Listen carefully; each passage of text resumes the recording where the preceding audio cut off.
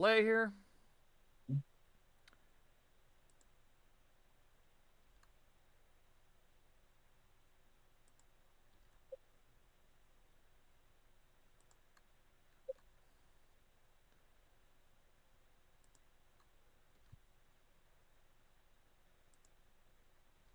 Still trying to get to YouTube here.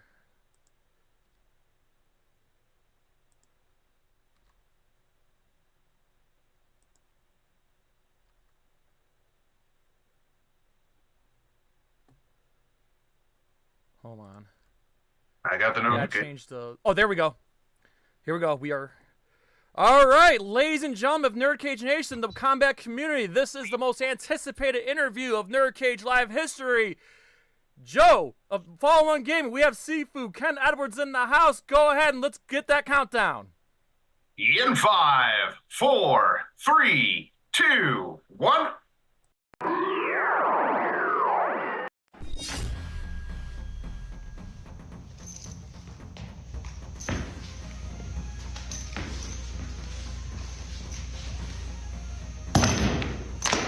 Get over here!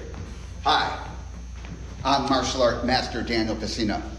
You know me as the original Johnny Cage, Scorpion, Sub-Zero, Reptile, and Smoke. You are tuning in to NerdCage Live on YouTube, Twitter, Twitch. Don't miss an episode or you'll get caged. So let's finish him. This is Anthony Marquez, better known as Kung Lao for Mortal Kombat. Make sure to like and subscribe to NerdCage Live. Be there. Us. Hey everybody, this is Dave Niebuhr from Dog Eat Dog, and you're watching NerdCage Live. So like, share, and subscribe to this channel. These are great guys doing what they love to do. NerdCage Live and gaming are a perfect match. Shoot the J, Joe. Okay. Shoot it! All right. Over on NerdCage Live on Twitch, Jay and Joe go live. Call me Bazooka Joe. It's all about you. Kaboom! Playing both old school and new school games every Tuesday night. Ooh, what a sight! Jay, stop looking at her face and run. But she's so beautiful. So be sure to follow NerdCage Live on Twitch. Run for your life, Joe. Run for your life, Joe. Running! Run faster. Oh no, Joe. The galaxy's doomed because of you. To scratch your gaming itch. Oh, nice kick, Joe. Thank you. Yo, that's diabolical. Wait. Yo! That's twitch.tv/NerdCage Live. Hi, I'm Leah Montalongo, the OG Sindel. Please like, subscribe to NerdCage Live. This is Ernie C. from Body Count. You're tuned in to NerdCage. Can you like and subscribe?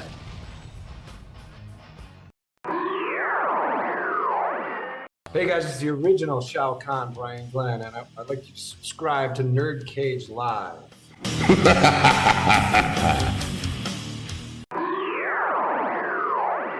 It has begun.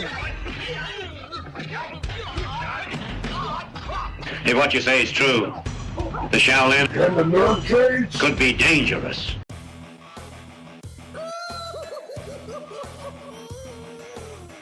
Greetings, citizens. You're now trapped in a NerdCage. We hope you have a smashing good time.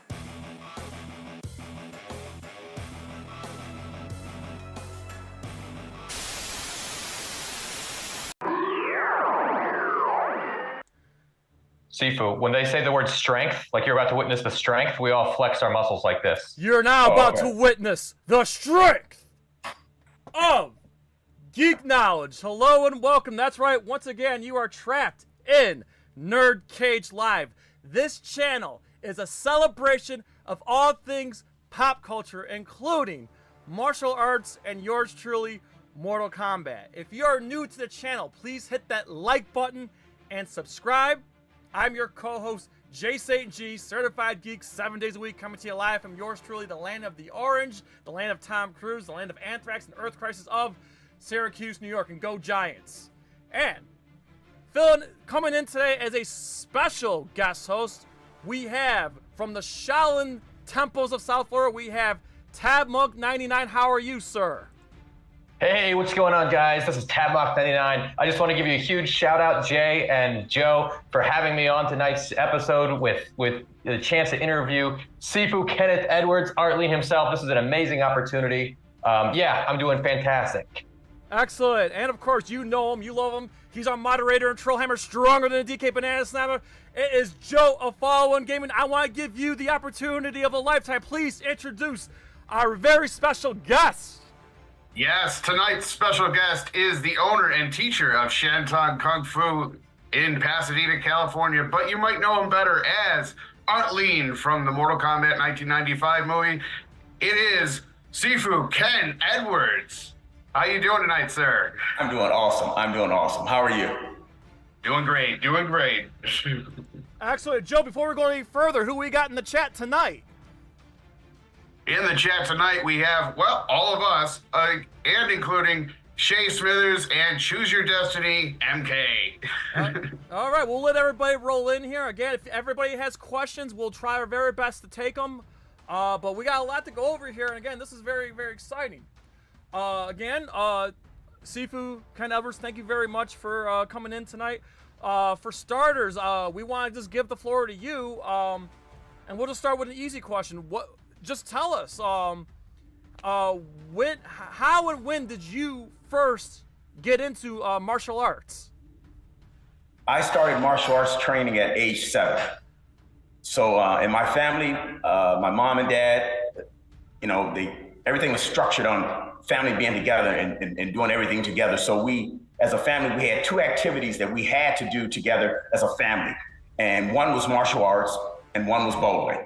So martial arts at age 7, it was just something that connected with me. And like I let people know, at age 7, you go through that little stage where, you get to the point you're like, I don't want to do it anymore. But my parents were like, no, we're the parents. We know what's good for you. Martial arts is going to teach you mind, body, and spirit, that strong spirit. And one of the things that my dad would always have us to say, anytime we wanted to quit, we had to always recite, excuses are tools of incompetence. Those that use them never succeed in anything. So in that household I grew up in, you were never allowed to quit anything.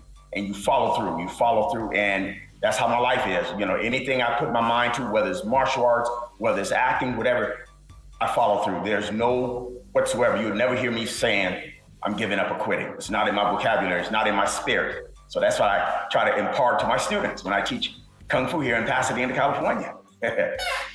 Well, that is an inspirational message. Thank you for sharing that. Thank you, sir. I have a question for you that I wanted to ask.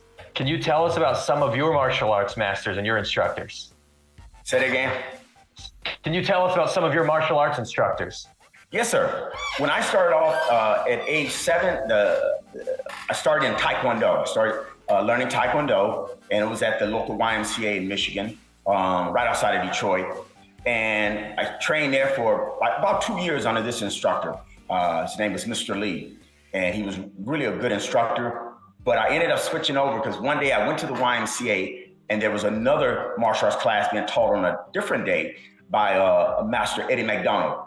And what changed me that day was when I saw the children sparring techniques, they were phenomenal. Where my first instructor, he was good at teaching katas, so everybody, your kicks are nice and high, but the fighting was not there. It was just, whereas Master Eddie McDonald, his class, his Korean karate class, the kids were just really good fighters. And that's what I wanted to do. That's why I wanted to really learn how to apply what I did. I mean, I love doing katas, but I was just blown away. So I switched. I told my parents, I don't want to train with this instructor. Bring me on other days. And then from there, I started learning Tung Sudo, which is a Korean martial arts, much like Taekwondo from Master Eddie McDonald. And then from there, over the years, I studied other martial arts systems such as Ishinru Karate, which is at that time is very popular, especially in the Midwest, like in Detroit, Ohio. You find a lot in the back, especially back in the 70s. Those systems were like really popular because Kung Fu hadn't really taken off until, of course, the Run Shaw films started coming out, Five Fingers of Death and everything. Then you're like, hey, I want to learn Kung Fu. And my Kung Fu journey, I was fortunate enough, I was a certified instructor in the Northern Praying Mantis system first. And I taught that for a number of years, but I was always fascinated with learning the Northern Eagle Claw system. And eventually I followed my dream, because what happened was when I moved to New York to go to college, I was living right across the street from the Eagle Claw School. And I was like, once I finished school, I went back and joined the school, and then I started my journey on the Northern Shaolin Eagle Claw system under Grandmaster Shan Long out of New York City. Wow. And I've been with him ever since. You know, just pushing and promoting and trying to really promote this great Northern system from Northern China. That is absolutely amazing. And I did a little research. I see on the Shan Tung Facebook page, by the way, link in the description, everybody, if you want to check that out. I see you trained all over the world. Yes. And in fact, the reason a lot of people ask, like, why did you name your school Shan Tung? The reason I named my school Shan Tung, I was in China competing. And when I got back from China, I wanted to open my school, a professional school, because at that time I was still teaching, but I was teaching like in rec centers, in the parks, you know, that type of thing out here in California. And I decided, okay, I want to open my own school professionally now. And I was thinking, what should I call my school? And I didn't want to use my own name. I was like, And since I was in the Shandong province, I thought, you know what? I'll go with that. And that's how it came about being Shandong. So a lot of times I get a lot of people that will call, especially, you know, the Asian community, say, oh, you're from Shandong? I'm like, no, I'm not from Shandong. I'm from Detroit, Michigan, okay? I'm quite a ways away from Shandong, but that's how it came about me naming it Shandong Kung Fu. Well, that's fantastic. So you named it after the area where you were studying and practicing in. I'm sorry? So you named it after the area that you were studying and practicing in. Actually, when I was in Shandong, I studied when I was there for 2 weeks. I was there to compete. I was in competition. And, you know, and I studied with, you know, some of the, you know, you had the Shaolin monks there because we were at the Shaolin temple. So they did some workshops and stuff like that. But, you know, it was fun. It was fun. You know, China was fun, but Hong Kong was much better. Oh, I bet.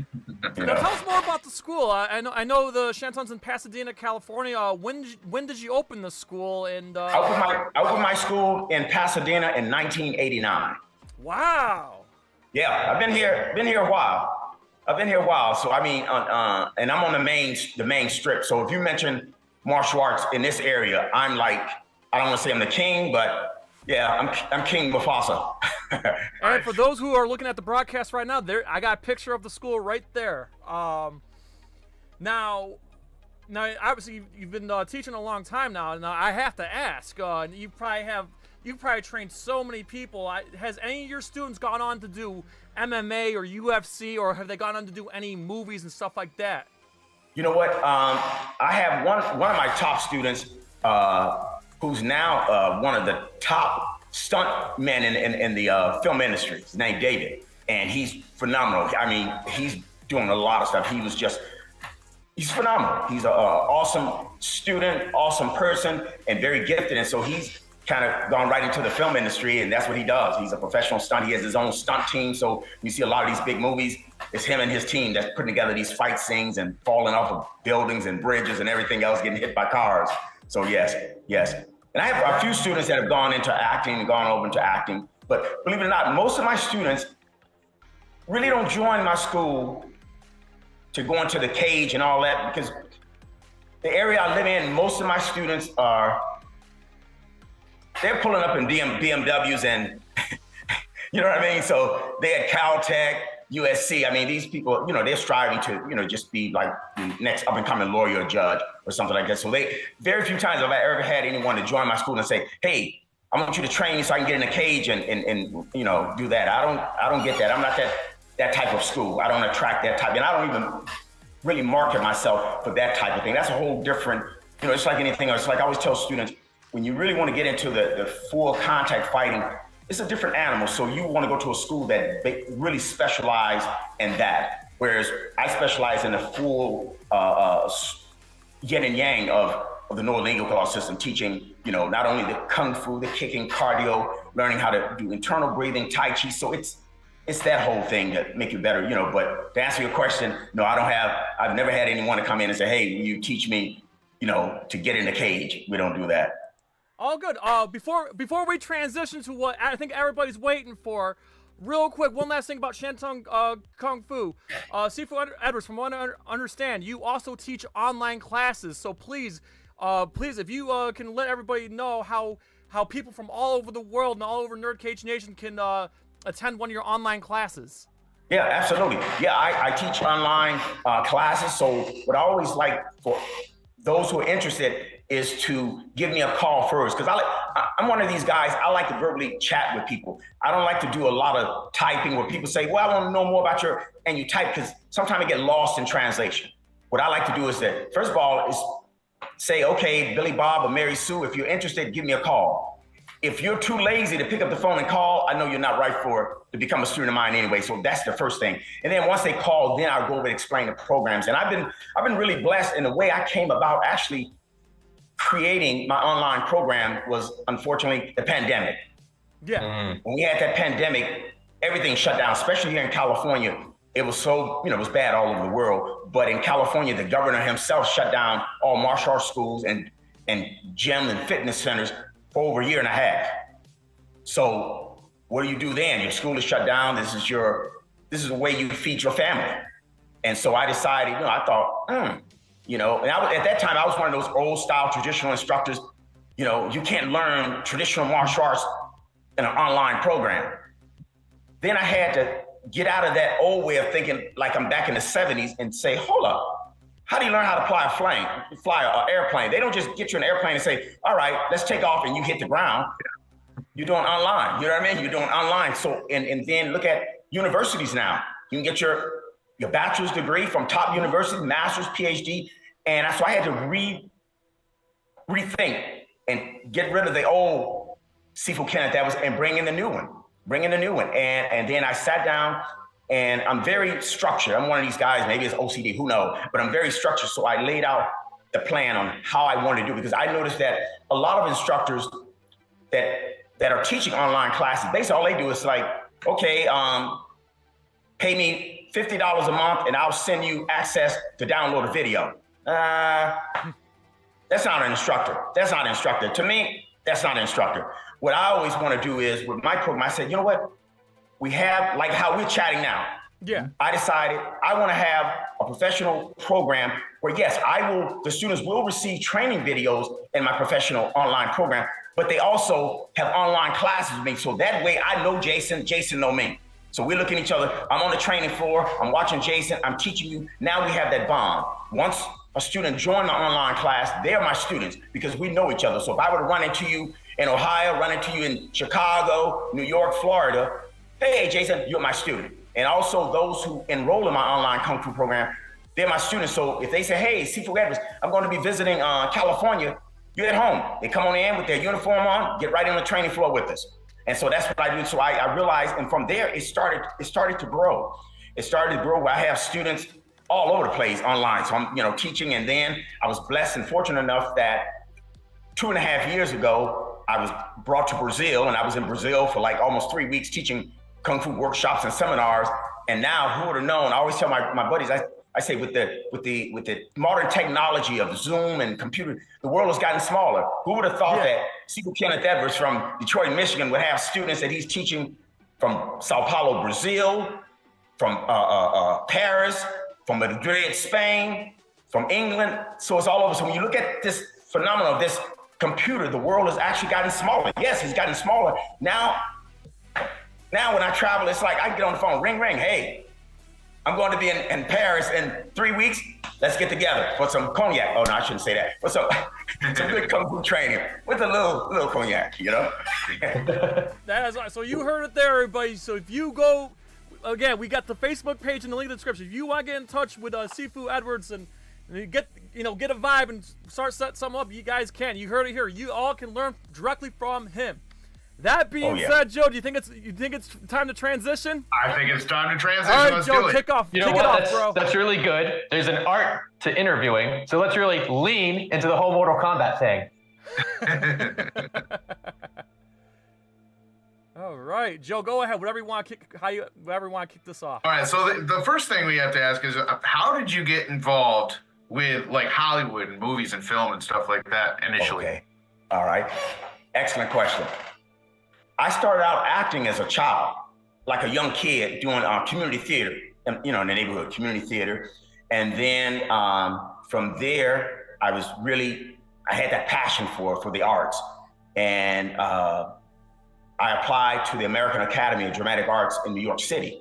And I was accepted, so I moved to New York, attended the American Academy of Dramatic Arts, graduated from there. And from there, I lived in New York and started doing off-Broadway shows and, that's what I did, live theater. So I was fortunate enough to, because when you, especially if you're a New Yorker, when you mention that you're a graduate of the American Academy of Dramatic Arts in New York City, they've created some legends that have come out of there. So I was fortunate enough to attend as well as to graduate. And then from there, I just, like I say, from community theater, you just push and push.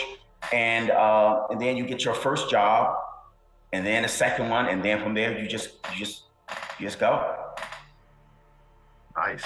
Awesome. Yes, That's amazing. So I was lucky enough where in my early days, my first, matter of fact, my first job that I booked in the early days was my television job and was 21 Jump Street with Johnny Depp. Yes.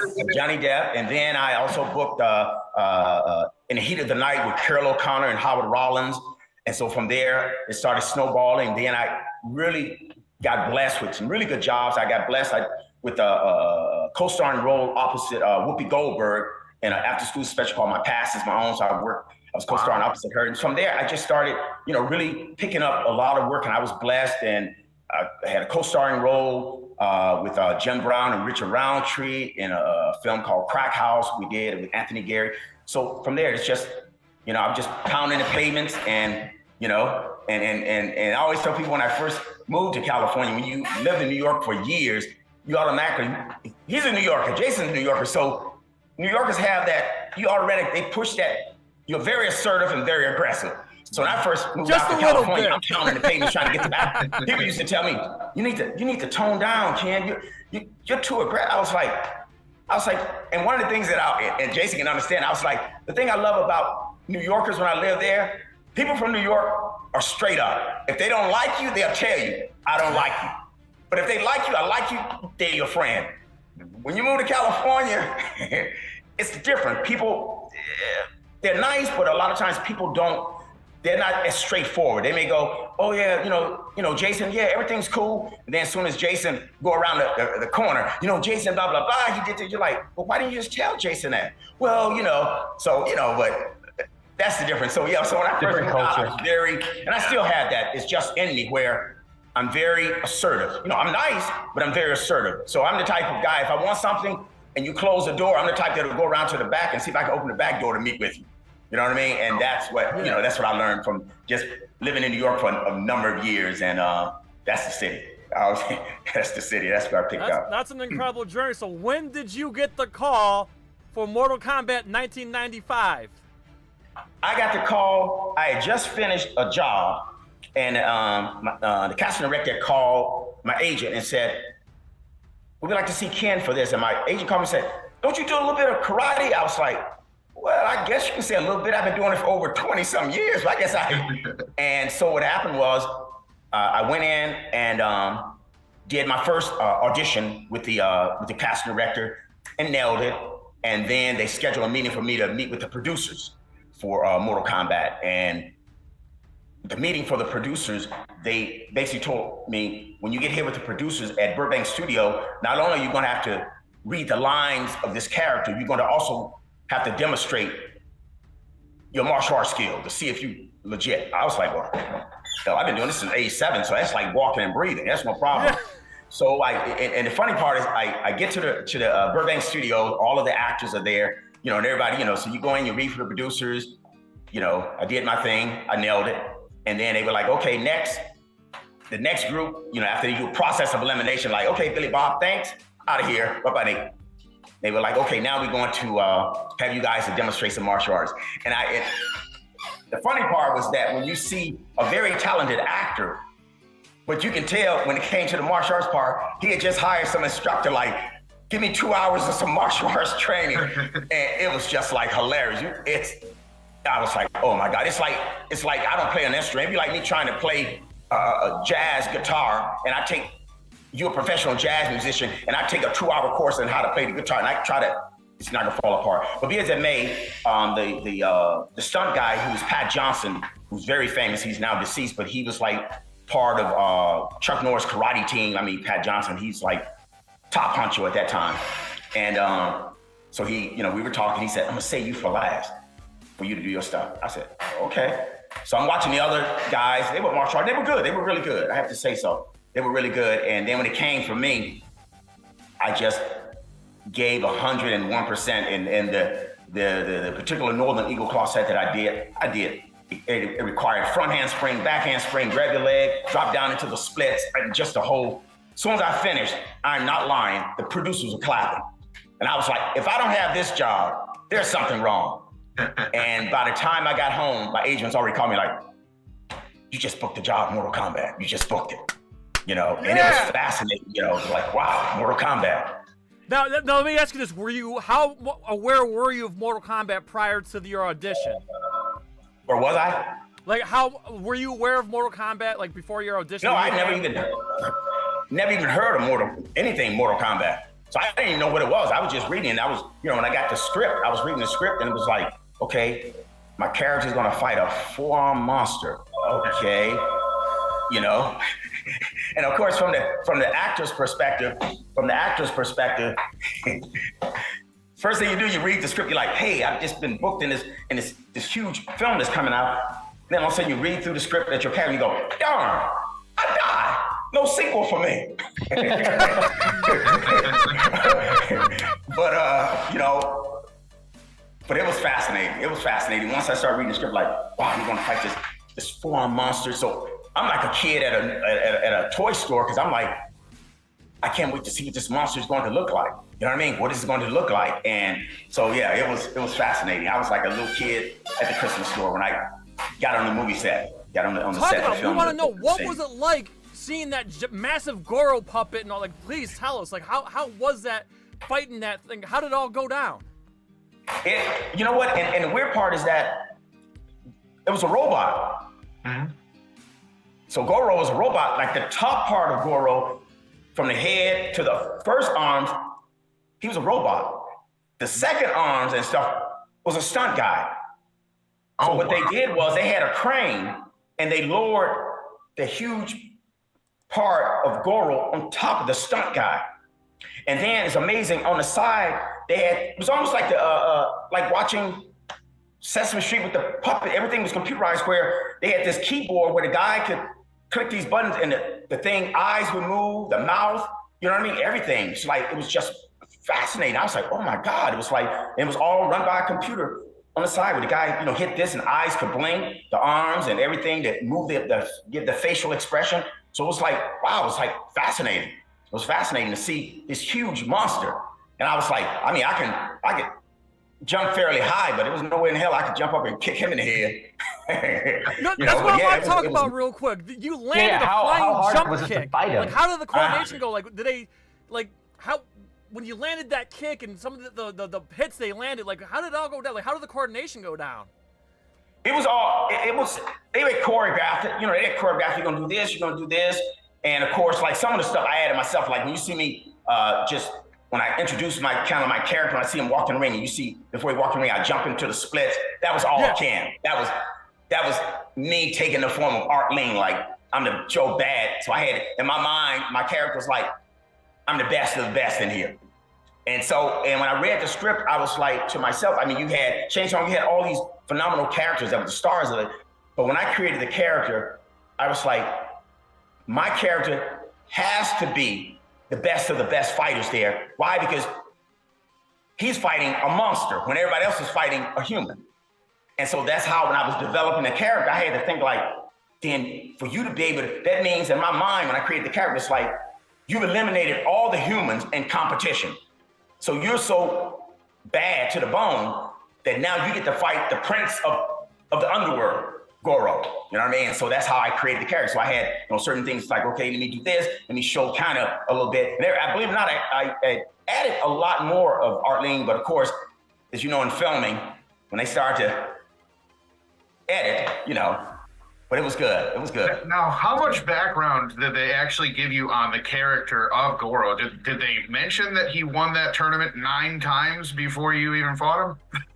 You know what? No, not at all. I think they got it more into maybe the second Mortal Kombat. The other ones, they got more into it. But at that time, it really didn't. It was just, you just knew you were fighting this, you know, this prince of the underworld, this Goro character. Gotcha. You know, and it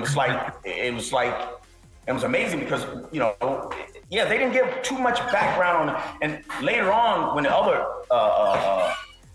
Mortal Kombat movies came out, then you hear about like, oh, I never knew that. I never heard that. You know, I think it's like when you're creating something, then you kind of expand like, well, hey, let us go back on some background so people can know, you know, more about this character.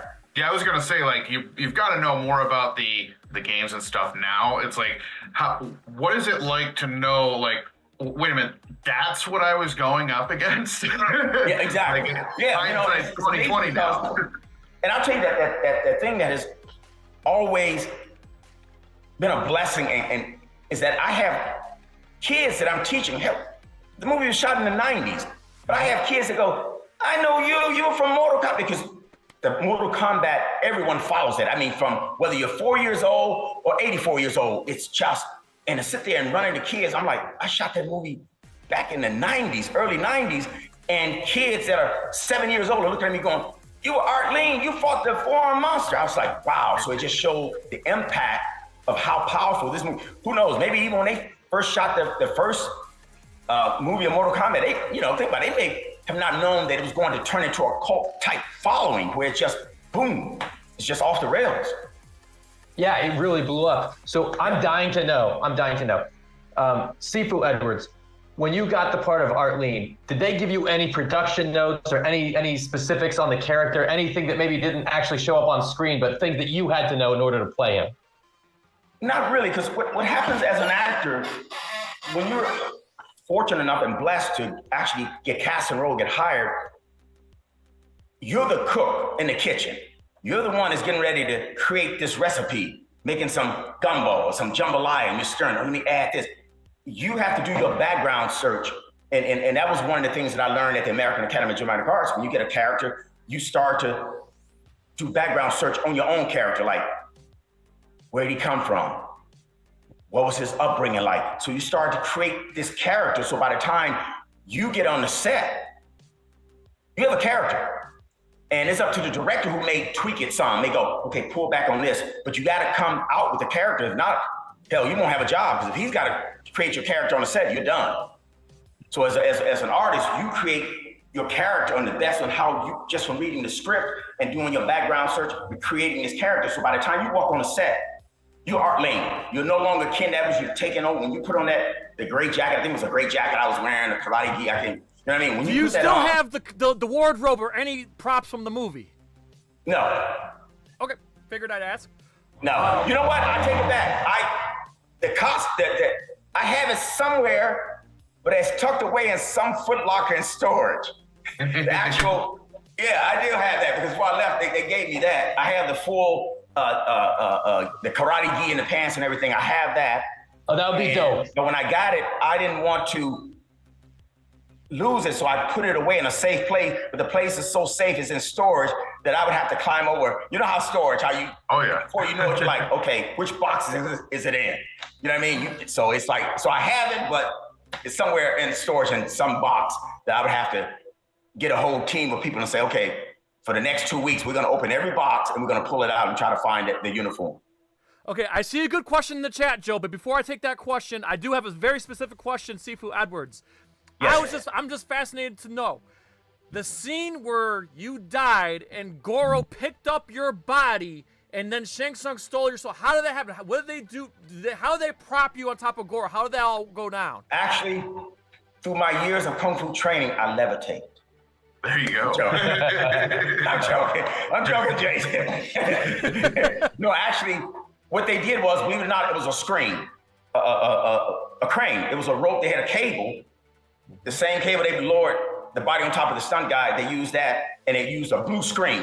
So it was a blue screen, and then they ran a cord through behind with it, and I had the belt on, and they just pulled me up.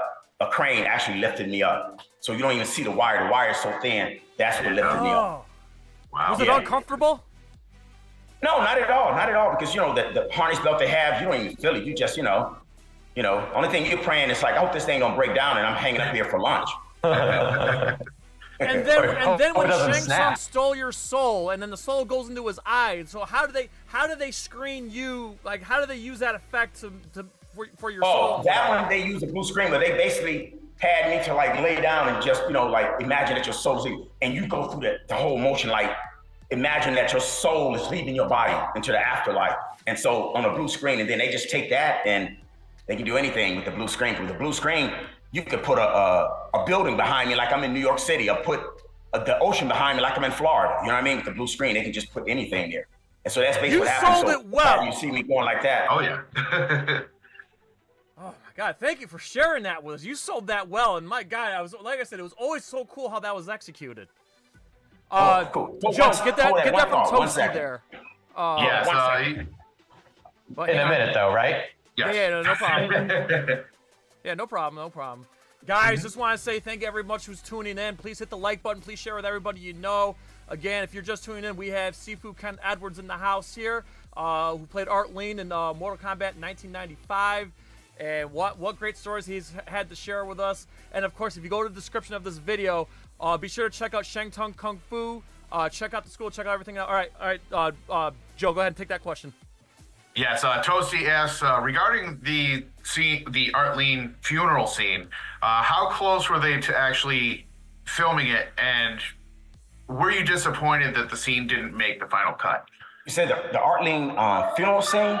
Yeah, I think it was a deleted scene where there was an actual Art Lean funeral that everybody took place at. Did they even mention it to you, or no? They never mentioned it to me. Okay, gotcha. Yeah. Well, I would like to point this out though, since Toasty's talking about the scenes. Originally, the Art Lean versus Goro fight was going to happen earlier in the movie, and then the Sonya versus Kano fight was going to happen afterwards. That's why. Jay, you pointed this out to me the other day. That's why Art Lean isn't there cheering on Sonya during the Sonya Kano fight. That's also why Sonya is super angry with Shang Tsung, because she took Art's death really hard. But they flipped up the order, so you kind of presents in a different context now. Yeah. So that part I didn't even know. Yeah. Were there any scenes that you filmed that didn't make the final cut that you can recall? No. All of them made it. All That's of them great. made it. Yeah, all of them made it. Like my scenes with Johnny Cage, they all made it. Speaking of, let's talk about that real quick. Are you still in contact with some of the cast members, like Lyndon Ashby and None of them. No? None of them. And you know what? And that's a great question. Always let people know when you're a professional actor.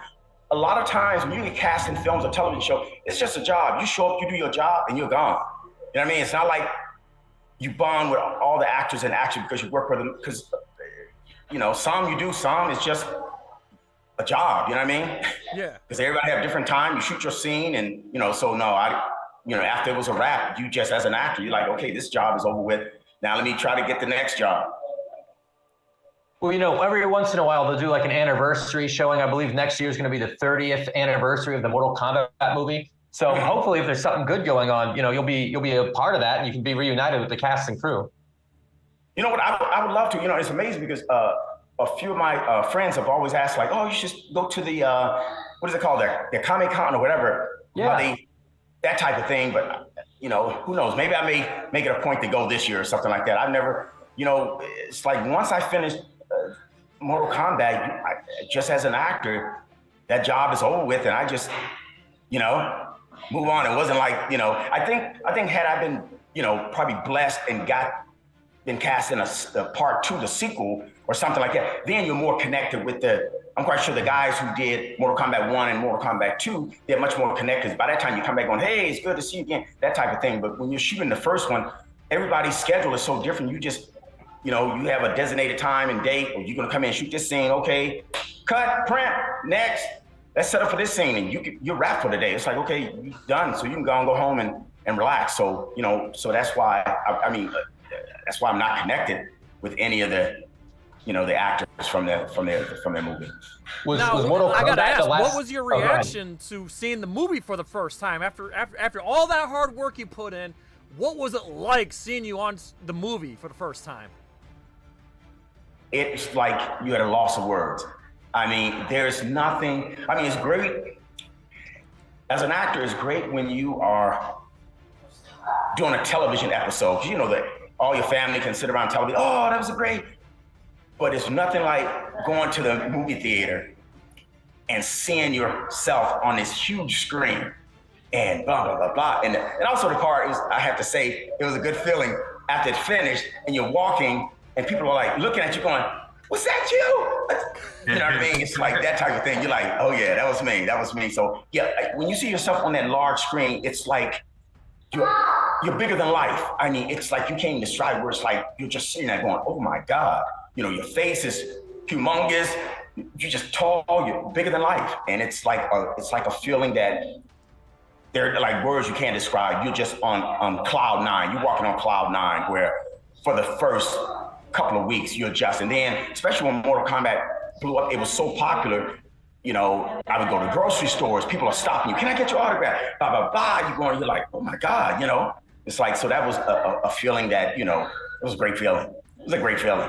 And also just to see the body of work as an actor and working with a very, very talented cast, because everyone in Mortal Kombat, the cast was just top of the top. They were just phenomenal, all of them. Hell, even when I watch Mortal Kombat, even to this day, I still go back and watch Mortal Kombat I was in, and I just sit there and go, man, everybody's performances was so good. Absolutely. So good. And one of the favorite lines that I love is when he was just, the expression on his face when he was like, finish him. Time to die. Time but it was to like, die. he said that it's just, time to die. It's just,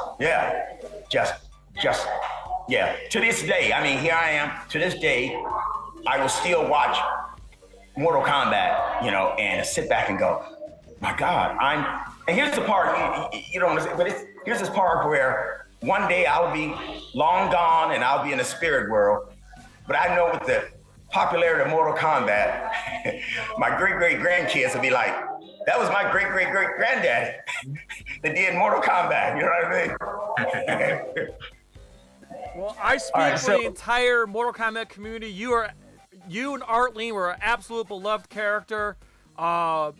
And we just want to say we would love to see Arlene come back, whether if it's in another movie or a game, perhaps. So that's what we got a question for you. If you were offered the opportunity to mocap and get your, face and voice scan for a Mortal Kombat appearance, would you do it? For the game. Yeah. Nice. Now, I don't know if you're aware, but there's actually an Arlene mod that exists for PC games where they created an Arlene character and put it in the game. And you know what? And I need to get paid because I know, right? Yeah.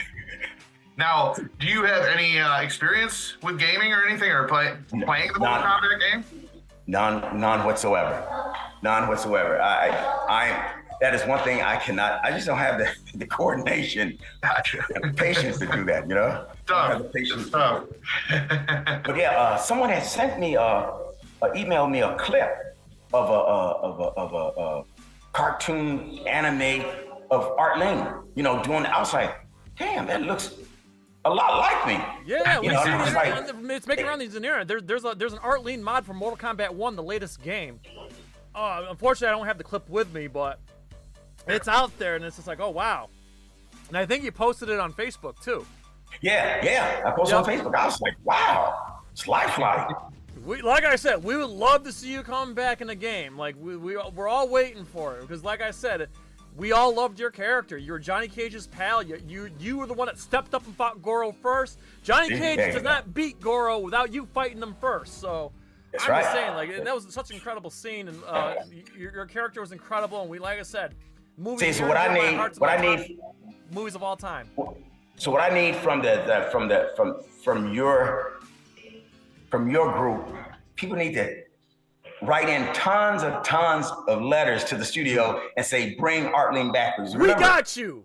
We are. Remember, he can come back from the dead because he went to the underworld, so they can bring him right back to his body. Yeah, nobody truly dies in Mortal Kombat. Exactly. That's right. That's right. And Sifu Edwards, to help make sure that effort is successful, I would like to encourage you to definitely get out there and do those Comic Cons. Talk to your agent. See if you can get booked as a special guest and sign some autographs, because I think that would build the hype for Artleen for sure. You're right. You're absolutely correct. Great words of wisdom. Yes. So listen up, everybody. The bar is closing. So if you got any last questions for Sifu Edwards, now is the time. Joe, have you got any questions that come to mind yet? As we wrap up. Questions? I don't know if I have questions, but I do have something I have to mention, and that is, I don't know if you've seen the 2021 Mortal Kombat movie, but I think everybody in the community is in agreement that Artleen is up here and Cole Young is way down here. Oh, for real? No contest. No capping. That's definitely the truth. Actually, Sifu Edwards. Actually, I do have some personal questions I want to ask for me personally. Yes, sir. And I do see another one from I'm trying my best to be in shape, and I just want to know if you have any diet and fitness tips for everyone. Diet, fitness? Yeah, diet and fitness tips, because you're in phenomenal shape. I see your martial arts videos, so if you have any fitness tips. Say no to fast food, period.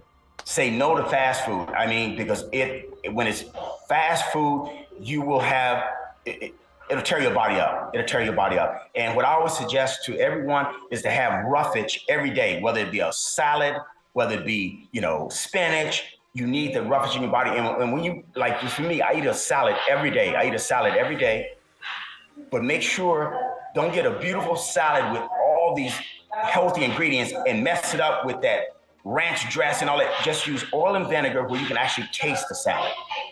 And the most important thing is try not to eat a heavy meal after 6 o'clock p.m. Because the older you get, your metabolism slows down. So it's not like when you were, 14 years old, you could lay down and eat a half of a cow, and 2 hours later, you're still hungry because your metabolism is super fast. You know what I mean? So you have to really eat healthy. You got to really eat a lot of fruits. Like one of my favorite snacks that I always let even the students know and the kids know, my favorite snack when I get home after teaching martial arts and shower and I want to just lay back and relax, I go to the grocery store, to Sprout. That's my favorite store. They should name it after me because I'm there so much. I get fresh grapes. I rinse them off. I put them in a plastic bowl and I put them in the freezer.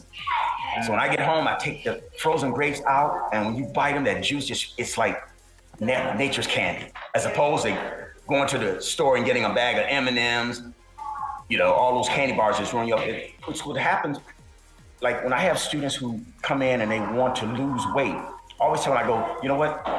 The first 6 months are going to be the most difficult because you already are locked into a habit. So I always let them know to go slowly with it. If you eat, 6 candy bars a day, I always tell them, okay, the first month, cut it down to 5. Then the next 2 months, 4. Because what happens a lot of times, people will try to just stop everything. And what happens, they end up gaining more weight. So eat healthy, but say no to those fast food places. It will just destroy your body. Duly noted. All right, Joe, I see 3 or 4 questions. Yes. Let's try to bang those out. Yeah, now Toasty asks, back to the movie, were there any funny bloopers that took place? Like, for example, I guess Lyndon Ashby always said that he got bullied by the monkeys and Goro and everything because the animatronic would actually frequently pause and freeze and screw the scene up. Is there any bloopers that you can remember? I don't remember any bloopers. I really don't. I don't really remember any bloopers. But maybe you have some funny stories from the set. Or was it more cut, print, shoot, and we're done? Not really. It was Because believe it or not, I mean, on that set, at least everybody was just, you know, I've had fun like on certain television shows I work where it's much more, but on that set, it was just put in the work. You know what I mean? Put in the work. So I can't think, I mean, you know, I didn't have any moments where, you know, I'm joking with Robin's shoe and all that. I mean, we talked and stuff, but I didn't have those moments where it's like cracking up and stuff like that. You know what I mean? Not with me. And that's why I always let people know when you're doing acting jobs, you know, for some people you may click really well with other people. It's just a work environment. It's like, hey, great job, and you go home for the night. Others, you're like, hey, let's get together after this rap, man. What are you doing? Why don't we do something? That type of thing. So, you know, each job is different. All right, we'll take a couple more, guys. Yeah, your boy James in the chat. He has like a 3 rapid fire question here. He said, what's the most challenging part of being an instructor and what's the most rewarding? That's the first part. The most challenging part of being an instructor is leading by example. So I'm one of these instructors. I start my morning 6:30 a.m. You will see Sifu Kenneth Edwards doing a 5-mile jog. I do that, and then I go home, I drink my coffee, and I start prepping, and I come to work. So I'm one of these instructors who I truly believe you lead by example. So it's easy for me to sell. If I tell a student, if you walk in my door and say, hey, I want to get in shape, I want to, you know, lose 40 pounds, blah, blah, you will follow me. Why? Because I'm not a spring chicken anymore, but I have a 6-pack. I got a crucial 6-pack. Yeah. When I say I'm gonna teach you how to be flexible, I do full splits. So I lead by example where it's easy for parents to believe me. They go, well, this instructor, whereas they may go down the street or around the corner to other martial arts school, and the instructor will say, I'm gonna get your child in shape, but when he get it behind his desk, he's like he's Santa Claus. You know what I mean? So it's kind of hard to follow that. So I just think the most challenging thing for an instructor is to lead by example. You know what I mean? So when I tell my students to give me, there you go. When I tell my students to drop down and give me 50 push-ups, guess what? I'm down on the floor with them doing the 50 push-ups. So and I know it's gonna come a time one day when I'm not going to be able, but I think just you lead by example. You lead by example. And what was the second question? Second part of this question is, now we know you're known as an actor and a martial artist. What other business ventures have you embarked on? If there's any other areas of expertise you have? Great question, by the way. Real estate. There you go. Nice. Yes, real estate. So the third question here is a bit of a funny one. Favorite cognac? I mean, you got the Grand Marnier. The best one though is a French Connect. You like cognac? Personally, I've only drank probably the regular that everybody knows, like Hennessy and stuff like that. The one I always like to chill with some good cognac is get some cognac and then add some Grand Marnier, which is sweet, and you create a French connection. But I always let people know, when you're drinking a good cognac, you have to sit down and listen to some good jazz. Miles Davis, Jean I was gonna ask you got any like pump up music to work out to? What music pumps you up? You know what? And believe it or not, even when I work out here at the school, when the student's not around, I just crank all kind of music. I'll put on, you know, from everything from rap. I mean, just and you know, and my two. I'm not really big on rap artists because I don't understand what they're saying most of the time, but I like the beat. But I would say my two that I love would be Eminem, 50 Cent. Oh, there it is. And Tupac. There you go. Nice. You know what I mean? And I'll crank that in the school when nobody, and I just do my workout with that. And even when I do Tai Chi, like when I teach my Tai Chi classes, we'll practice with the Asian music, but then I'll switch it up and put jazz on. I'll switch it up and put, you know, some Spanish, just to change the whole, because the music, just let the music take your body in a different way. Now, you know, we were talking about the cognac earlier, and I'm not a big drinker, but I do have this that I wanted to show off. This is something that I got from winning Mortal Kombat trivia at a local bar the other day here in South Florida. And this was made by Three Sons Brewery. Yeah, it's called Some Mortal Combat. I know a lot of people probably never even heard of this. This is like Never heard of it. Yeah, it's like, well, it's just made at this one bar near me, and they've got s'mores and marshmallow little bits, and it's got sour taste, and it sounds a little weird, but man, these tastes come together, and it's great. Like I said, I'm not a big drinker, but I have had that. Okay. All right, Joe, let's do one more. One more. We'll call it a night. One more. All right, one more here from Toasty. He says, how long in total did it take to film the Art versus Goro fight? And how many problems, did you have any problems faced while shooting? No, there were no problems. It took, to do that scene like a week, because they have to set up and everything, about a week to shoot. But there was no problems. There was no problem. I mean, everyone on the set, from the directors, everybody was just, they were like cream of the crop. They had everything down, from the crew. Everything was just, it was like one of the best movie sets I've been on. I mean, they were like top notch. Excellent. You know, that's awesome, because we've heard stories that behind the scenes, they had a lot of technical difficulties getting the animatronics and all the parts to come together and working. But by the time you showed up, it sounds like it was smooth sailing. Yeah, it was smooth sailing. It was absolutely smooth sailing. It was absolutely smooth. Only thing I regret I didn't do now, in hindsight, I wish I had taken quite a few pictures standing next to Goro. You know what I mean? But you don't think of that when you're actually working. You're just thinking, okay, let me go back in the trailer, go over my lines and make sure I'm on point. And then later on, after it's a wrap, you're like, darn, I should have taken more pictures, you know. Now, Jay, that brings us to our question we ask everyone. Yeah. I'll let that go to you.